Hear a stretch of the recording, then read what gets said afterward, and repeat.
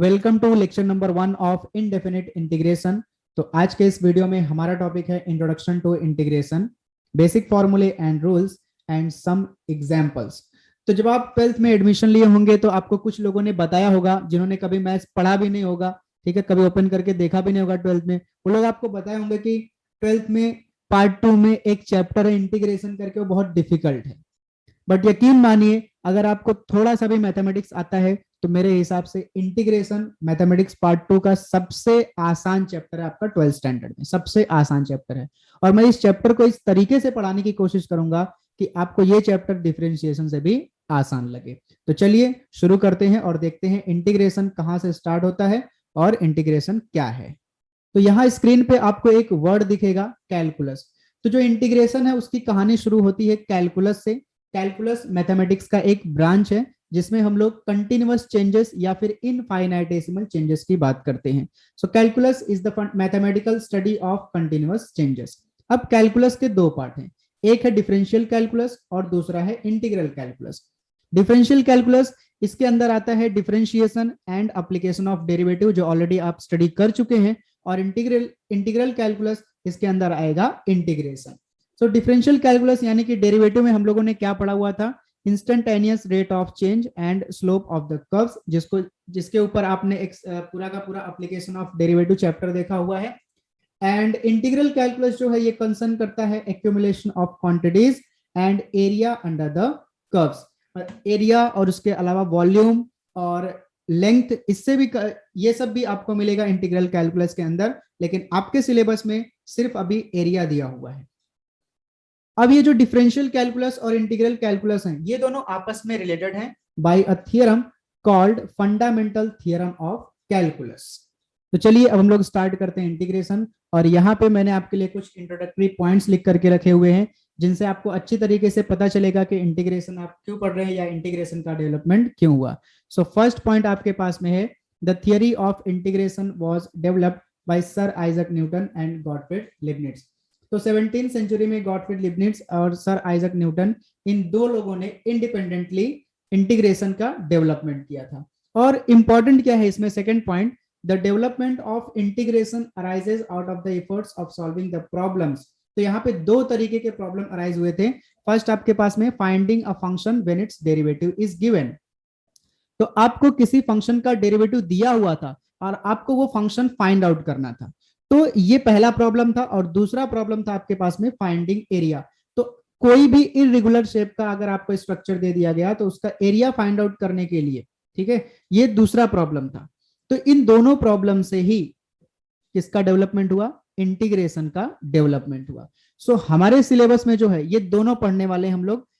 जब हमको किसी भी फंक्शन का डेरिवेटिव दिया रहेगा और वो फंक्शन फाइंड आउट करना रहेगा, और कोई भी कर्व दिया रहेगा या आपको आपके पास में 2-3 कर्व दिए रहेंगे, उनके अंडर का एरिया, या फिर हम बोल सकते हैं finding area bounded by the curves, वो एरिया फाइंड आउट करना है, तो हम लोग उसके लिए यूज करेंगे इंटीग्रेशन, और देखेंगे किस तरीके से इंटीग्रेशन एरिया फाइंड आउट करने में काम आए।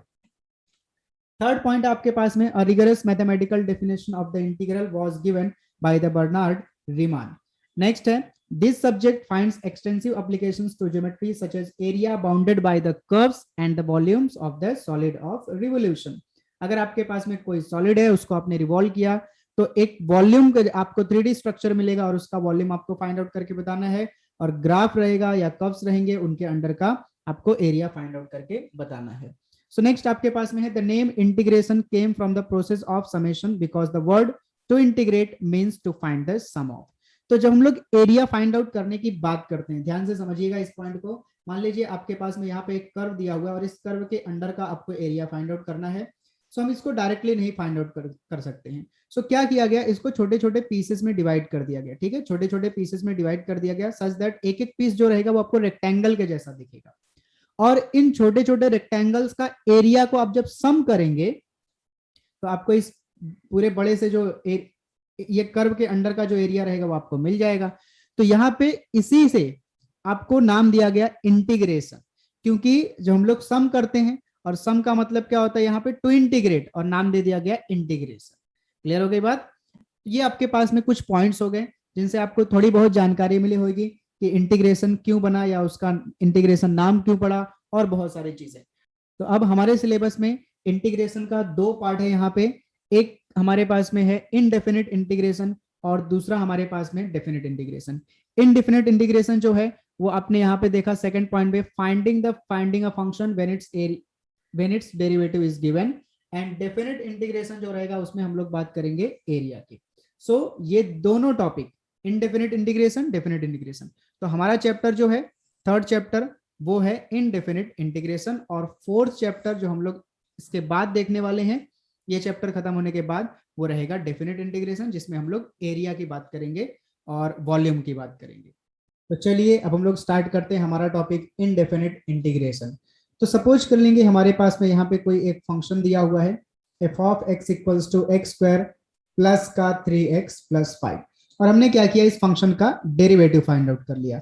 सो एफ ऑफ एक्स का derivative F dash of x हो जाएगा, राइट साइड में एक्स स्क्वायर का डेरिवेटिव 2x होता है, प्लस 3x का डेरिवेटिव हमारे पास में 3 होता है क्योंकि x का डेरिवेटिव 1 हो जाएगा, और प्लस 5 एक कांस्टेंट है, इसका डेरिवेटिव 0 हो जाएगा। तो एफ ऑफ एक्स का आपने डेरिवेटिव फाइंड आउट किया, एफ डैश ऑफ एक्स आपके पास में है। अब यहाँ पे अगर ये क्वेश्चन मैं आपको पूछूं कि इस 2x प्लस 3 जो आपने डेरिवेटिव फाइंड आउट किया है, वापस से ये जो आपका ओरिजिनल फंक्शन था ये फाइंड आउट करो, तो क्या इसके लिए हमारे पास में कोई प्रोसेस है, कोई मेथड है जिससे हम लोग जो फंक्शन डिफरेंशिएट हुआ है उसका वापस ओरिजिनल फंक्शन फाइंड आउट कर सकते हैं। तो वापस जो भी फंक्शन आपने डिफरेंशिएट किया था उसको वापस फाइंड आउट करने के लिए हम जो मेथड यहाँ पे पढ़ने वाले, जो प्रोसेस पढ़ने वाले हैं, उसको ही हम लोग बोलते हैं यहाँ पे इंटीग्रेशन। ठीक, तो इंटीग्रेशन क्या है, डेरिवेटिव का इनवर्स प्रोसेस है। क्लियर? चलिए एक और एग्जांपल ले लेते हैं इसको समझने के लिए। सपोज आपके पास में एफ ऑफ एक्स दिया हुआ है sine x plus e raise to x plus 4। अब इसका आपने डेरिवेटिव फाइंड आउट किया तो ये आ जाएगा आपके पास में f dash of x, sine का डेरिवेटिव हो जाएगा cos x plus e raise to x का derivative e raise to x. अब आपसे पूछा गया कि cos x plus e raise to x का जो ओरिजिनल फंक्शन था ये तो डेरिवेट करके आए, उसको आप फाइंड आउट करो, तो उसको फाइंड आउट करने के लिए आप फिर से क्या यूज करेंगे, इंटीग्रेशन। क्लियर हो गई बात? सो यहाँ पे इस चैप्टर में फिलहाल के लिए हम लोग पढ़ने वाले हैं integration as the opposite process और inverse process of differentiation. Clear?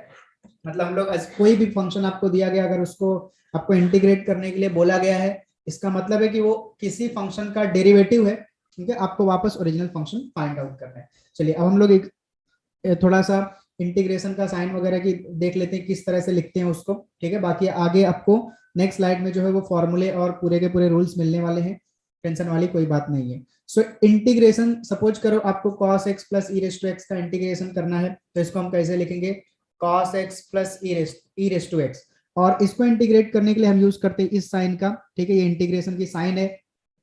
So integration जो वर्ड है ना, एक्चुअली में इंटीग्रेशन वर्ड आया है, इसका मतलब होता है, ऑलरेडी आपने पीछे देखा, टू इंटीग्रेट यानी कि टू सम ऑफ। ठीक है, तो इंटीग्रेशन ये जो वर्ड आया है, ये वर्ड आया है टू सम से। ठीक है, सम करना यानी कि एडिशन करना, और सम को हम लोग डिनोट करते हैं कैपिटल एस से।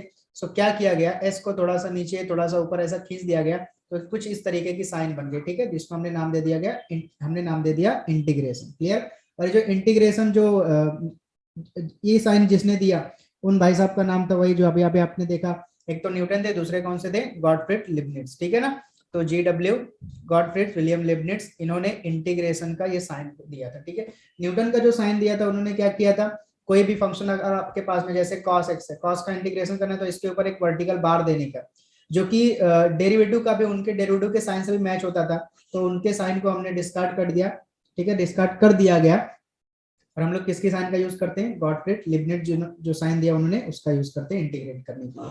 सो integration cos x plus e raise to x, और इसके साथ में हम लोग इनटू करते हैं dx। क्लियर? क्योंकि इंटीग्रेशन डेरिवेटिव का अपोजिट प्रोसेस है, तो जब आप डिफरेंशिएट करते हो तो क्या लिखते हो, d बाई dx, डिनोमिनेटर में आता है dx विद रिस्पेक्ट टू, और यहाँ पे मल्टीप्लीकेशन में आता है इनटू dx। तो यहाँ पे फिलहाल के लिए इनवर्स प्रोसेस पढ़ रहे हैं, तो ऐसे में आपको समझा रहा हूँ कि मल्टीप्लाई होगा, डेरिवेटिव में डिवाइड होता था dx, तो यहाँ मल्टीप्लाई होगा। लेकिन जब आपको मैं अगला चैप्टर पढ़ाऊंगा यानी कि डेफिनाइट इंटीग्रेशन, तब आपको और अच्छे तरीके से समझ में आएगा कि dx मल्टीप्लाई क्यों होता है। क्लियर? तो ये हो गया नोटेशन किसी भी फंक्शन का इंटीग्रेशन फाइंड आउट करने के लिए। तो और इसको हम लोग जनरली जब जैसे डेरिवेटिव रहता है तो फंक्शन रहता है y इज इक्वल टू करके लिखते हैं dy बाई dx, वैसे इंटीग्रेशन को हम लोग i इज इक्वल टू करके लिखेंगे। क्लियर हो गया? तो आपके पास में कोई भी फंक्शन अगर एफ ऑफ एक्स दिया हुआ है तो इसका इंटीग्रेशन आप लोग डिनोट करेंगे इस तरीके से, integration f of x into D of x. Clear हो गई बात? डी ऑफ एक्स नहीं, डी एक्स।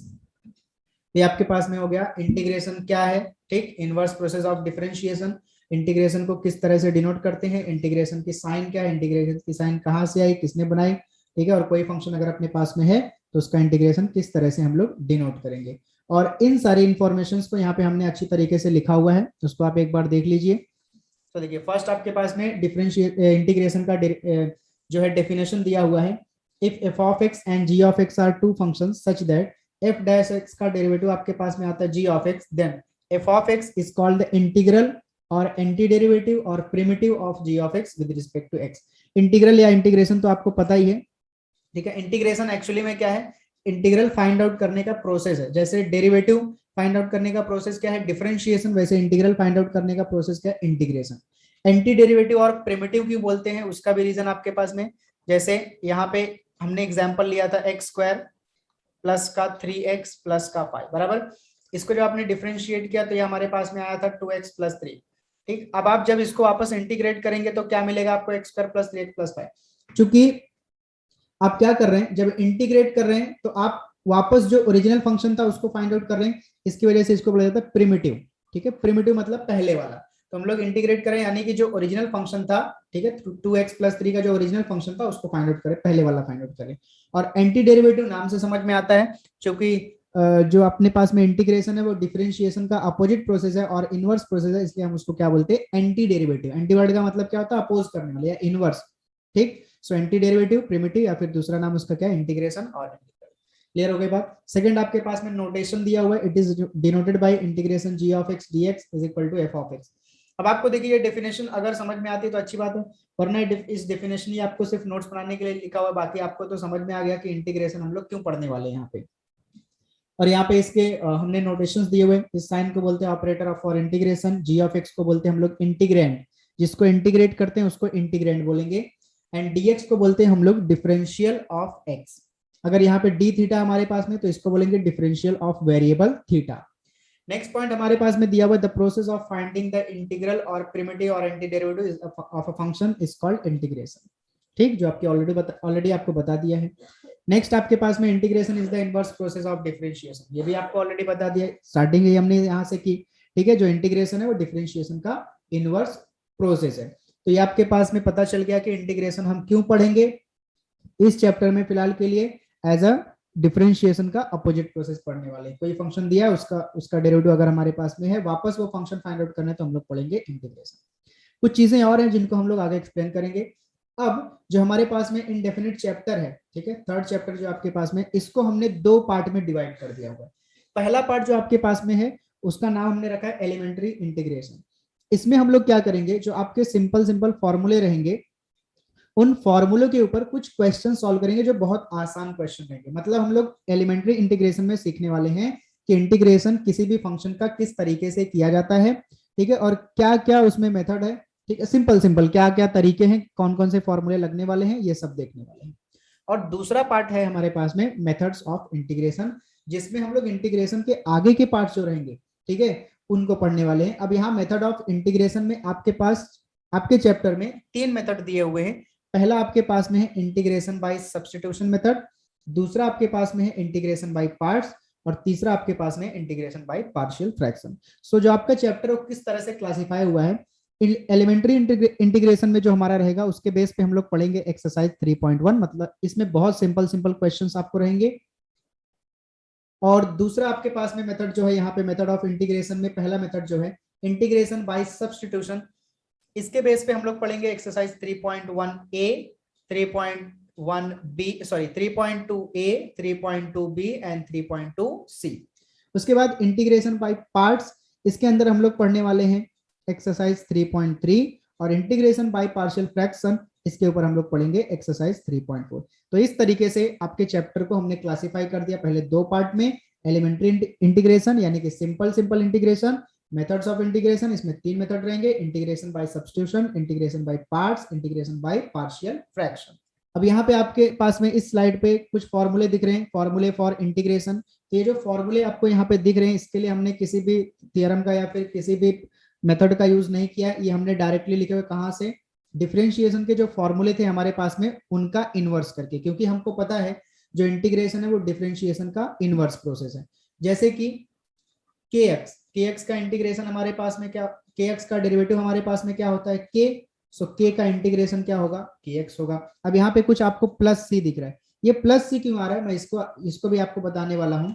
सो देखिए, उसके बाद में आपके पास में जैसे x रेस टू n का फॉर्मूला यहाँ पे लिखा हुआ है, x raise to n plus one divide by n plus one plus constant term c, और ये जो फॉर्मूला है ये n नॉट इक्वल टू -1 रहना चाहिए यहाँ पे, ठीक।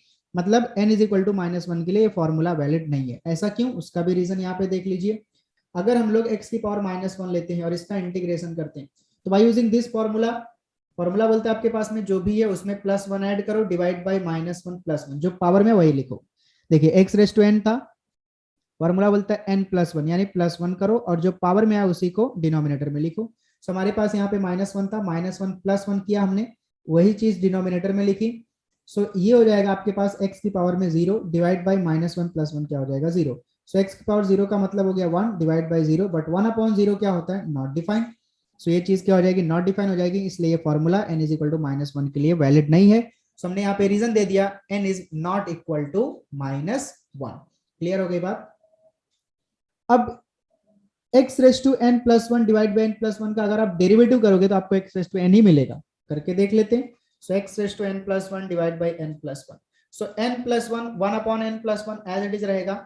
x raise to n plus 1 का इंटीग्रेशन क्या होगा, जो पावर है वो आगे आएगी, और x की पावर n प्लस 1 में से -1 होगा। देखिए ये दोनों कैंसिल हो गए, x की पावर में से -1 प्लस 1 ये दोनों भी कैंसिल हो गए, और x रेस टू n बचा। So x raise to n plus 1 divide by n plus 1 का डेरिवेटिव क्या होता है, x raise to n। So x raise to n का इंटीग्रेशन क्या होगा, x raise to n plus 1 divide by n plus 1। Clear हो गई बात। जैसे हम लोग अगर बात करें sin x का, तो हमें पता है cos x का डेरिवेटिव क्या होता है, -sin x होता है, ठीक। अब अगर हमने -cos x ले लिया, ठीक है, तो इसका डेरिवेटिव क्या हो जाएगा, माइनस का sin x, तो माइनस माइनस क्या हो जाएगा हमारे पास में प्लस हो गया, ठीक। तो -cos x का डेरिवेटिव क्या होता है, +sin x, तो sin x का हमारे पास में इंटीग्रेशन क्या हो जाएगा, -cos x, जो कि आपको यहाँ पे दिख रहा है। क्लियर हो गई बात। अब चलिए देखिए ये c क्यों लगाया जाता है, इसके लिए हम लोग ले लेते हैं सेकंड वाला लेते हैं। आपको पता है sin x का डेरिवेटिव क्या होता है, cos x होता है, ठीक। तो cos का इंटीग्रेशन क्या होगा हमारे पास में sin हो जाएगा, ठीक है, ये पहली बात। लेकिन हमने प्लस सी भी यहाँ पे लगाया और सारे फॉर्मूले में सी लगाया हुआ है, क्यों लगाया हुआ उसका रीजन क्या है। मान लीजिए मैंने आपको दे दिया sin x प्लस 5, इसका डेरिवेटिव क्या हो जाएगा आपके पास में, sin का डेरिवेटिव cos प्लस 5 का डेरिवेटिव हो गया हमारे पास में 0, मतलब फाइनल आंसर आ रहा है आपके पास में cos x। तो अब यहाँ पे अगर आप cos का डेरिवेटिव इंटीग्रेशन करने जाएंगे तो आपको क्या मिलेगा, sin मिलेगा, बराबर दिख रहा है, sin मिलेगा। अब ये 5, चूंकि जब हमने डिफरेंशिएट किया इसको तो हमारे पास में सिर्फ और सिर्फ एक ही टर्म है cos x है, अब हमको एक्स्ट्रा टर्म दिख ही नहीं रहा है, तो हम तो cos x का फॉर्मूला लगाएंगे ना, cos x का इंटीग्रेशन क्या होता है, sin x लिख दिया हमने। ये जो +5 है, ठीक है, चूंकि यहाँ पे एक्स्ट्रा टर्म नहीं है, इसको रिकवर करने के लिए हम लोग क्या लगाते हैं, इस +5 को रिकवर करने के लिए हम लोग क्या लगाते हैं, सी। आपको यहाँ पे पता है +5 है, तो आप बोल रहे हो सर हमको तो पता है +5 है, लेकिन सिर्फ मैंने sin x अगर लिखा है, ये वाले फॉर्मूले में sin x लिखा है, तो sin x का डेरिवेटिव क्या हो गया, cos x, तो cos का इंटीग्रेशन क्या हो जाएगा, sin। बट अगर आपको डायरेक्टली मैंने लिख दिया cos x और बोला इसका इंटीग्रेशन करो, ठीक है, इसका इंटीग्रेशन करो, तो cos x का इंटीग्रेशन क्या होता है, sin x हो गया। बट क्या आपको पता था यहाँ पे ये जो cos x डिफरेंशिएट करने पे आया है कि उसके बाजू में +5 लिखा था या +7 लिखा था या +10 लिखा था या 90 लिखा था, क्या लिखा था वहां पे, कुछ भी लिखा था, हो सकता है सिर्फ sin x ही हो सकता है कोई नंबर लिखा हो ना भी लिखा हो, तो लिखा हो ना लिखा हो हमको उससे लेना देना नहीं, हम यहाँ पे एक्स्ट्रा टर्म क्या लगाएंगे, सी। क्यों, हम अज्यूम करके चल रहे हैं कि जो ओरिजिनल फंक्शन था उसमें जो कांस्टेंट टर्म रहा होगा उसका डेरिवेटिव क्या हो गया 0, और इस कांस्टेंट टर्म को वापस रिकलेक्ट करने के लिए हम लोग क्या लगाते हैं, +c। अब चूंकि ये c का वैल्यू क्या है हमें पता नहीं है, 1 2 3 4 क्या है पता नहीं है, इसलिए ये जो इंटीग्रेशन पढ़ रहे हैं इसका नाम हमने रखा है इनडेफिनिट इंटीग्रेशन। क्यों इनडेफिनिट बोलते हैं, क्योंकि यहाँ पे हम लोग क्या यूज करते हैं, सी का यूज करते हैं। क्लियर हो गई बात। तो आपको यहाँ पे दो चीजें समझ में आ गई। एक, हम सी क्यों लगाते हैं, क्योंकि जब हम फंक्शन को डेरिवेट कर रहे थे तो हो सकता है वहां पे जो कांस्टेंट टर्म रहा हो वो डेरिवेट करते वक्त गायब हो गया हो, उसका डेरिवेटिव 0 हो गया, तो उसको वापस रिकलेक्ट करने के लिए हम लोग सी लगाते हैं। और सी लगाने के बाद जो आपका इंटीग्रेशन है उसको हम लोग क्या बोलते हैं, इनडेफिनाइट बोलते हैं। क्यों, क्योंकि हम कंफर्म नहीं है कि सी की एग्जैक्ट वैल्यू हमारे पास में क्या है, वो कुछ भी हो सकता है, अनिश्चित है, तो इसलिए हम इसको क्या बोलते हैं, इनडेफिनिट इंटीग्रेशन बोलते हैं। क्लियर हो गई बात। अब देखिए इसी तरीके से 1/√1 - x स्क्वायर का इंटीग्रेशन है sine inverse x minus cos inverse x भी आएगा। क्यों? क्योंकि कॉस इनवर्स x का डेरिवेटिव होता है -1/√1 - x स्क्वायर। अब ये माइनस अगर मैंने यहां से हटा करके इधर दे दिया तो आपके पास में माइनस कॉस इनवर्स का इंटीग्रेशन क्या हो जाएगा 1/√1 - x स्क्वायर। क्लियर हो गई बात। सो 1/√1 - x स्क्वायर का दो इंटीग्रेशन पॉसिबल है, एक तो साइन इनवर्स x, दूसरा माइनस का कॉस इनवर्स x। अब इसके बाद में है आपके पास में रूल्स फॉर इंटीग्रेशन। तो दो रूल हमारे पास में यहाँ पे, पहला है प्लस माइनस यानी कि एडिशन सब्ट्रैक्शन रूल। आपके पास में अगर दो फंक्शन आते हैं इंटीग्रेशन के अंदर तो आप दोनों के ऊपर इंटीग्रेशन अलग अलग अप्लाई कर सकते हो। और अगर इंटीग्रेशन के अंदर कोई नंबर आपके पास के आया तो के नंबर जो रहेगा वो इंटीग्रेशन के बाहर आ जाएगा और इंटीग्रेशन अप्लाई होगा आपका एफ ऑफ एक्स के ऊपर। तो आपके पास में हो गए फॉर्मूले एंड रूल्स, इसका आप स्क्रीनशॉट ले लीजिए। सो नेक्स्ट स्लाइड पे हम लोग कुछ क्वेश्चंस करते हैं ताकि इंटीग्रेशन हमें और अच्छी तरीके से समझ में आ जाए। सो यहाँ पे आपको एक थ्योरम दिख रहा होगा, if integration f of x dx equals to capital F of x plus c, then integration f of ax plus b dx is equal to क्या हो जाएगा capital F of x plus f of ax plus b divide by a, और ये a क्या है coefficient of x plus constant term c। अब इस theorem को समझने के लिए मैं सबसे पहले आपको एक एग्जांपल देता हूं और वो डेरिवेटिव का। मान लीजिए आपके पास में है sine a x plus B और आपको बोला गया कि sign a x plus b का आप फाइंड आउट करो डेरिवेटिव। तो साइन का डेरिवेटिव क्या हो जाएगा हमारे पास में cos a x plus b हो जाएगा। क्लियर हो गई बात। बट साइन के अंदर ए एक्स प्लस बी है, सिर्फ आपको एक्स नहीं मिला तो ए एक्स प्लस बी मिला, मतलब आपको फिर से चेन रूल लगाना पड़ेगा। आपने डेरिवेटिव में पढ़ा होगा chain rule. So D by d x of, हम लोग निकालेंगे डेरिवेटिव ए एक्स प्लस बी का। So cos a x plus B हमने एज इट इज रखा। ए एक्स का डेरिवेटिव क्या हो गया ए प्लस बी का डेरिवेटिव क्या हो गया 0। सो ये आपके पास में आ रहा है cos a x plus B into ए आ रहा है। ये बात क्लियर हो गई यहाँ पे आपको। सो देखिए जो आपके पास में ए डेरिवेटिव में मल्टीप्लाई हुआ है, ठीक, अगर हम इसको लेफ्ट साइड में लेके जाएं, ठीक है, सो दिस इंप्लाइज दैट अगर हम लोग इस तरीके से लिखें d by d x of, ठीक है, sine a x plus b divide by, ये ए को हमने इधर लाके डिवाइड कर दिया क्योंकि ये कोएफिशिएंट है, ठीक है, तो उसको आप डेरिवेटिव के अंदर लो, डेरिवेटिव के बाहर रखो, कोई फर्क पड़ने वाला नहीं है। तो आपके पास में क्या बचेगा cos a x plus b बचेगा। क्लियर हो गई बात। सो अगर साइन का derivative sine a x plus b upon a का derivative cos a x plus b आता है, सो अगर आप cos a x plus b का इंटीग्रेशन करेंगे with respect to d x तो आपके पास में क्या आएगा sine a x plus b divide by coefficient of x a. सब आपको थोड़ा सा आइडिया क्लियर हुआ होगा यहाँ पे कि अगर एफ ऑफ एक्स का integration capital F of x है, so f of a x plus b का इंटीग्रेशन क्या हो गया capital F of a x plus b हो गया और डिवाइड कर दिया हमने उसको कोएफिशिएंट ऑफ ए से। क्यों डिवाइड कर दिया उसका रीजन यहाँ पे जो हम लोग डिफरेंशिएट करेंगे चेन रूल से जो हमारे पास में ए आएगा उस ए को हमको लेफ्ट साइड में ला करके डिवाइड करना पड़ेगा। तो अपने आप यहाँ पे बात बैलेंस जो है डेरिवेटिव और इंटीग्रेशन क्या हो जाएंगे दोनों तरफ बैलेंस हो जाएंगे। क्लियर हो गई बात। तो एक एग्जांपल लेते हैं इसके ऊपर। सपोज करिए आपके पास दिया हुआ है, फर्स्ट एग्जांपल हम लोग ले लेते हैं, i is equal to integration को i से डिनोट करते हैं, ऑलरेडी आपको बताया ए एक्स प्लस बी की power n with respect to d x. अब ए एक्स प्लस बी की पावर n, क्योंकि यहाँ पे आपका x की पावर 1 है मतलब लीनियर है, हम लोग ये थ्योरम का यूज करेंगे। सो देखिए आपके पास में x रेस टू n का इंटीग्रेशन क्या है x raise to n plus 1 divide by n plus 1 plus constant term से। अब इस x के जगह पे आप अज्यूम करके चलिए आपके पास में क्या है ax प्लस बी है। तो इस थ्योरम का अगर हम लोग यूज करें तो हमारे पास क्या आएगा ax प्लस बी की पावर में n है n प्लस 1 हो जाएगा डिवाइड बाई n प्लस 1 हो जाएगा इनटू, और डिवाइड करना पड़ेगा यहाँ पे हमें n प्लस 1 पे आप बोल सकते हैं मल्टीप्लाई करना पड़ेगा किससे coefficient of x that is a से। ठीक है, क्यों आता है क्योंकि हम इंटीग्रेशन जो है वो डिफरेंशिएशन का अपोजिट प्रोसेस है, इनवर्स प्रोसेस है, और जब हम लोग डिफरेंशिएट करते हैं ऐसा लीनियर फंक्शन होता है यानी कंपोजिट फंक्शन होता है, तो हमारे पास में चैन रूल लगता है, उस चैन रूल से a आता है और बैलेंस करने के लिए यहाँ पे हमको a से डिवाइड करना पड़ता है और साथ में आप यहाँ पे आ जाएगा प्लस कांस्टेंट टर्म c, हमको हर बार c को भूलना नहीं है। सेकंड एग्जांपल हम लोग लेते हैं i is equal to integration of cos का ले लेते हैं cos 3x plus 4। With respect to dx। तो सबसे पहले हम लोग क्या देखेंगे, cos का डेरिवेटिव क्या होता है, cos का इंटीग्रेशन क्या होता है। सो देखिए cos का इंटीग्रेशन क्या होता है, sin x। तो cos 3x प्लस 4 का इंटीग्रेशन क्या हो जाएगा, sin 3x प्लस 4 हो जाएगा।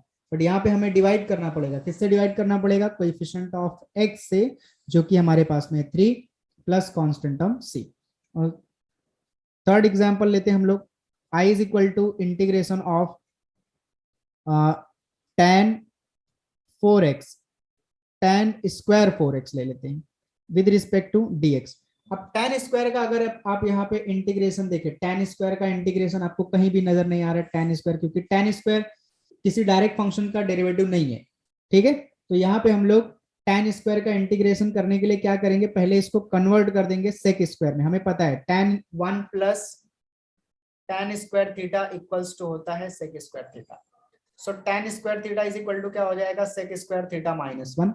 तो tan स्क्वायर 4x क्या हो जाएगा हमारे पास में, sec square 4x minus 1। Simple, जब थीटा के जगह पे आपको क्या दिख रहा है, x दिख रहा है विद रिस्पेक्ट टू dx। अब by using rules of integration, देखिए प्लस माइनस है तो इंटीग्रेशन दोनों के ऊपर अलग अलग अप्लाई कर सकते हैं। तो इंटीग्रेशन हमारे पास में आ गया sec स्क्वायर 4x और साथ में dx भी आएगा माइनस इंटीग्रेशन 1 इंटू dx।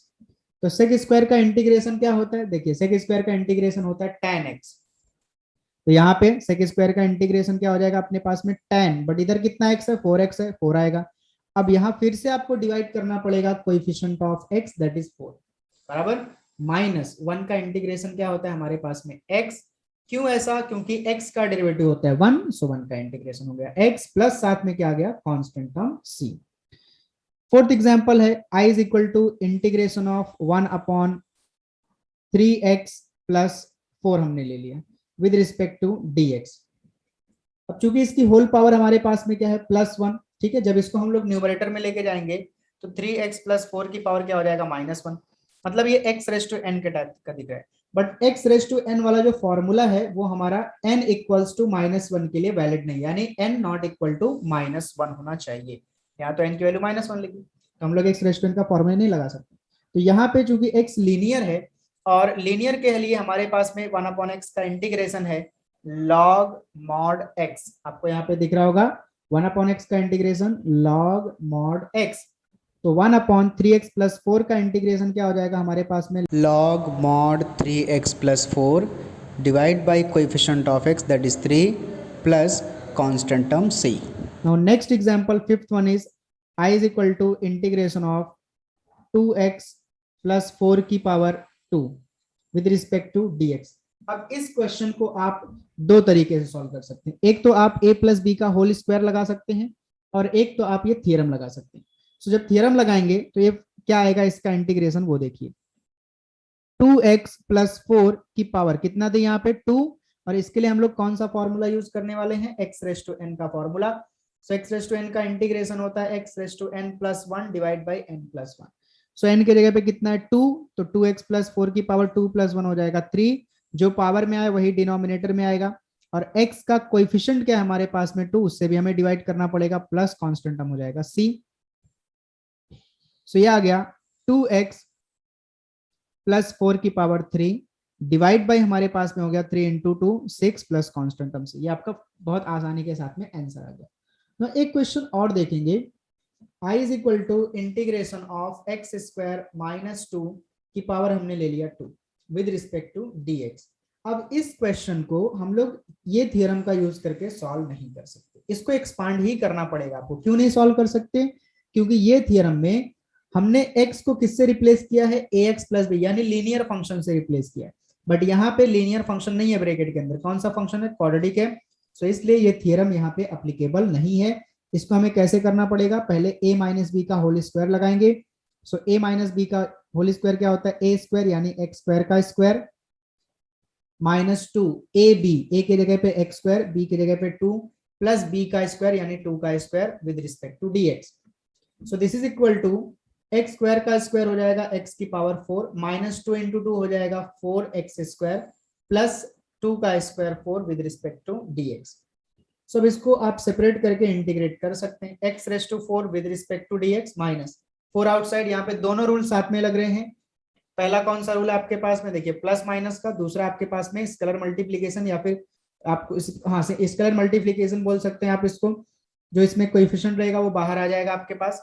तो यहाँ पे 4 जो है 4 बाहर आ जाएगा, इंटीग्रेशन अप्लाई होगा एक्स स्क्वायर के ऊपर, साथ में dx प्लस यहाँ से 4 आउटसाइड, क्या बचेगा फिर इनटू 1 dx बचेगा। So integration x raise to 4 का इंटीग्रेशन के लिए हम लोग फॉर्मूला यूज करेंगे x रेस टू n वाला। सो x की पावर 4 में एक ऐड कर देंगे by using this formula, x raise to 5 जो पावर में है वही डिनोमिनेटर में, minus 4 as it is x raise to 2, यानी x स्क्वायर का इंटीग्रेशन क्या हो जाएगा, x raise to 3 divide by हो जाएगा 3 प्लस 4 एज इट इज 1 का इंटीग्रेशन क्या होता है x plus constant term c। Clear, जैसे आपको याद हो गया होगा x का डेरिवेटिव 1 होता है तो 1 का इंटीग्रेशन x। तो फाइनल आंसर आपके पास में क्या आ जाएगा, x raise to 5 divide by 5 minus 4/3 x की पावर 3 प्लस का 4x प्लस कांस्टेंट टर्म्स। ये आपके पास में हो गया क्वेश्चन नंबर 6। तो ये दोनों क्वेश्चन में 5 और 6 पढ़ाने का मतलब मेरा एक ही था, आप कहां पे ये थ्योरम अप्लाई कर सकते हैं, कहां पे थ्योरम अप्लाई नहीं कर सकते। तो 7th एग्जांपल हम लोग लेते हैं, i is equal to integration of 2x cube minus 5x plus 3 upon x and plus 4 upon x की power 5 with respect to dx। तो इंटीग्रेशन सबको सेपरेट करते हैं। So i is equal to, यहाँ पे 2 आउटसाइड हो जाएगा इंटीग्रेशन के, और x क्यूब का integration with respect to dx minus 5 outside integration of x with respect to dx plus 3 outside integration के अंदर बचेगा 1 upon x with respect to dx plus 4 outside 1 upon x की power 5 है, इसको जो हम न्यूमरेटर में लेके जाएंगे x रेस टू 5 को, तो ये हो जाएगा x raise to minus 5 with respect to dx। Note down करेंगे यहाँ पे 1 अपॉन x, यहाँ पे x को हम लोग न्यूमरेटर में नहीं लेके जाएंगे क्योंकि x को न्यूमरेटर में लेके जाने के बाद पावर हो जाएगी -1, और x रेस टू n का फॉर्मूला हम लोग यहाँ पे अप्लाई नहीं कर सकते क्योंकि जो हमारा x रेस टू n का फॉर्मूला है वो n इज इक्वल टू -1 के लिए वैलिड नहीं है। सब इसको इंटीग्रेट कर लेते हैं, 2 as it is x cube का इंटीग्रेशन क्या हो जाएगा हमारे पास में, x raise to 4 divide by 4, formula याद हो गया रहेगा आपको, 3 में 1 ऐड करना है, 4 हो जाएगा, जो पावर में आया वही डिनोमिनेटर में आएगा, minus 5 as it is, x की पावर यहाँ पे कितना है 1, ये हो जाएगा आपके पास में x की पावर 2 डिवाइड बाई हो गया 2 प्लस 3 एज इट इज रहेगा, 1 अपॉन x का इंटीग्रेशन होता है log mod x plus 4 as it is रहेगा, x की पावर -5 का इंटीग्रेशन x की पावर -5 प्लस 1 होगा डिवाइड बाय -5 प्लस 1 होगा plus constant term c। So यहाँ पे 2 से 4 कैंसिल होगा, सो आपके पास यहाँ बचेगा 2 डिनोमिनेटर में। सो आंसर आ रहा है आपका x raise to 4 divide by 2 minus, इसको हम लिख सकते हैं 5/2 x की power 2 plus 3 log mod x, यहाँ पे प्लस 4 एज इट इज रखा हमने, x की पावर -4 डिवाइड बाय आ गया -4 प्लस कांस्टेंट टर्म c। सो ये +4 -4 कैंसिल हो जाएगा, x की पावर 4 डिवाइड बाय 2 जो है ये एज इट इज रहेगा हमारे पास में, -5/2 x स्क्वायर ये भी एज इट इज रहेगा, plus 3 log mod x as it is रहेगा, ये प्लस और ये माइनस मिलकर हो जाएगा माइनस, और ये जो x की पावर -4 है इसको हम लेके आएंगे डिनोमिनेटर में, तो हो जाएगा x raise to +4 plus constant term c। Next question number 8 हम लोग लेते हैं, i is equal to integration of 1 upon 1 minus sine x। ठीक, इसका इंटीग्रेशन हम लोग फाइंड आउट करते हैं। सो देखिए जब भी आपके पास डिनोमिनेटर में ऐसा 1 minus sine x, 1 minus cos x, 1 plus sine x, 1 minus cos x, ऐसा कुछ भी आया तो आपको इसको सीधा सीधा क्या कर देना है, rationalise. So 1 upon 1 minus cos x है, सॉरी 1 माइनस साइन एक्स है, 1 माइनस साइन एक्स का कॉन्जुगेट लेकर के मल्टीप्लाई डिवाइड करेंगे। सो 1 प्लस साइन एक्स से मल्टीप्लाई किया, 1 प्लस साइन एक्स से डिवाइड कर दिया with respect to dx as it is रखा। नाउ 1 से 1 प्लस साइन एक्स को मल्टीप्लाई करेंगे तो 1 प्लस साइन एक्स आने वाला है, डिनोमिनेटर में a minus b, a plus b आपके पास में है, so a minus b a plus b होता है a square minus b square, यानी 1 का square minus sine square x हो जाएगा with respect to dx। Numerator में आपके पास 1 प्लस साइन एक्स को एज इट इज रखेंगे, डिनोमिनेटर में 1 माइनस साइन स्क्वायर, हमारे पास एक formula 1 minus sine square theta, so 1 minus sine square theta क्या होता है, cos square theta. So 1 minus sine square x क्या हो जाएगा हमारे पास पे, cos square x with respect to dx। ना जो आपके पास में डिनोमिनेटर का कॉस एक्स है उसको सेपरेट कर देंगे, सो 1 के डिनोमिनेटर में आ गया cos square x plus sine के डिनोमिनेटर में आ गया हमारे पास में cos square x with respect to dx। So integration of 1 upon cos square का मतलब होता है सेक स्क्वायर एक्स। ठीक है, ट्रिग्नोमेट्री के फॉर्मूले आपको याद होने चाहिए। नेक्स्ट वीडियो में मैं आपको स्टार्टिंग में ट्रिग्नोमेट्री का एक फॉर्मूले का एक लिस्ट अपलोड कर दूंगा। ठीक है, आप उसका स्क्रीनशॉट ले लीजिएगा ताकि आपको आसानी के साथ सारे फॉर्मूले पता रहे और आप जब वीडियो देखने बैठे तो फॉर्मूले की लिस्ट ले करके बैठे ताकि आपको सब कुछ अच्छे तरीके से समझे। प्लस यहाँ पे हम लोग क्या करेंगे, साइन एक्स डिनोमिनेटर में कॉस स्क्वायर है तो एक कॉस हम लोग साइन के साथ में देंगे, ठीक, और एक को 1 अपॉन कॉस एक्स लिख करके सेपरेट अलग लिखेंगे। सो इंटीग्रेशन सेक स्क्वायर हमने एज इट इज रखा प्लस साइन अपॉन कॉस क्या बन गया tan एक्स और 1 अपॉन कॉस क्या बन गया हमारे पास में सेक एक्स। अब इंटीग्रेशन सेपरेट कर सकते हैं, यहाँ पे मैं डायरेक्ट इंटीग्रेट कर रहा हूँ। सेक स्क्वायर का इंटीग्रेशन क्या होता है हमारे पास में tan x plus sec x into tan x का इंटीग्रेशन क्या होता है sec x plus constant term c। ये आपके पास में आ गया 1 अपॉन 1 माइनस साइन x का इंटीग्रेशन। तो क्वेश्चन नंबर 9 हम लोग ले रहे हैं, example number 9, i is equal to integration of 3 sec square of x minus 4 upon x plus 1 upon x into root x and minus का 7 with respect to dx। So this is equal to integration सब separate करते हैं। सो 3 outside integration हो गया आपके पास में sec square x with respect to dx minus 4 outside integration 1 upon x साथ में dx प्लस यहाँ पे इंटीग्रेशन आपके पास हो गया 1 अपॉन x रूट x का मतलब होता है x की power 3/2 with respect to dx। Clear है, नोट डाउन कर लेंगे। x रूट x का मतलब होता है आपके पास में x की पावर 3/2 और ये किधर से आता है by using laws of indices. Minus 7 outside integration of 1 with respect to dx।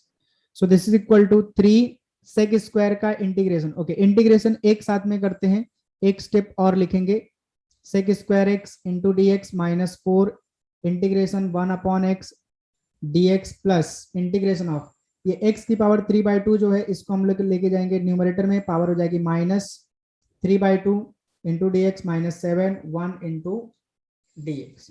Now sec square का इंटीग्रेशन होता है tan x minus 4 1 upon x का इंटीग्रेशन होता है log mod x। देखिए यहां पे भी ना अगर हम बात करें थियरम का, सो थियरम यहाँ पे भी अप्लाई हो रहा है। x का कोएफिशिएंट हर जगह आप देखिए, यहाँ भी x का कोएफिशिएंट इधर भी हर जगह x का कोएफिशिएंट क्या है 1 है, तो 1 से डिवाइड करेंगे तो कोई मतलब तो बनता नहीं है, इसलिए हम डिवाइड नहीं कर रहे हैं। ठीक है, प्लस x की पावर माइनस 3/2 का इंटीग्रेशन x की पावर माइनस 3/2 प्लस 1, जो पावर में आया वही डिनोमिनेटर में आएगा, माइनस 3/2 प्लस 1 माइनस 7 1 का इंटीग्रेशन हो गया x प्लस कॉन्स्टेंट हम लगा दिया c। So this is equal to 3 tan x minus का 4 log mod x as it is, ठीक, प्लस x की पावर माइनस 3/2 प्लस 1 हो गया माइनस 1/2 डिवाइड बाई डिनोमिनेटर में भी सेम टर्म आने वाला है minus 1/2 minus 7x plus constant term c। So this is equal to 3 tan x minus का 4 log mod x और ये प्लस और ये माइनस मिलकर हो जाएगा माइनस 2 जाएगा न्यूमरेटर में और x की पावर माइनस 1/2 आएगा डिनोमिनेटर में, तो डिनोमिनेटर में आके हो जाएगा plus 1/2 minus 7x plus constant term c। कितना आसान है। ठीक, चलिए एक क्वेश्चन और लेते हैं, क्वेश्चन नंबर 10। ये सारे एग्जाम्पल से सॉल्व करने के लिए मान लीजिए आपको दे दिया गया i is equal to integration of a raise to px plus q with respect to dx। तो अब इसके लिए हम कौन सा फॉर्मूला देखेंगे, देखिए यहाँ पे आपके पास में इसके लिए formula a raise to x का। ठीक है, so a raise to x का इंटीग्रेशन क्या होता है a raise to x divide by log of a plus c। तो सेम फॉर्मूला यहाँ पे अप्लाई करेंगे। So a raise to px plus q का इंटीग्रेशन क्या हो जाएगा a raise to px plus q divide by log of a into यहाँ पे log को हमको मल्टीप्लाई करना पड़ेगा, ऐसा बोले या फिर बोले divide by coefficient of x। तो x का कोएफिशिएंट क्या है p से हमने डिवाइड कर दिया प्लस कांस्टेंट हो गया हमारे पास में c। क्लियर हो गई बात। सो ये हो गया आपके पास में इंटीग्रेशन का कंसेप्ट। इंटीग्रेशन किधर से आया, इंटीग्रेशन को किसने बनाया, क्या नोटेशंस है, क्या फॉर्मूले हैं, क्या रूल्स है, क्या एग्जांपल है, ये सारी चीजें हमने सीख लिया। तो नेक्स्ट वीडियो में हम लोग देखेंगे एक्सरसाइज 3.1 तो मिलते हैं नेक्स्ट वीडियो में, तब तक के लिए थैंक यू सो मच।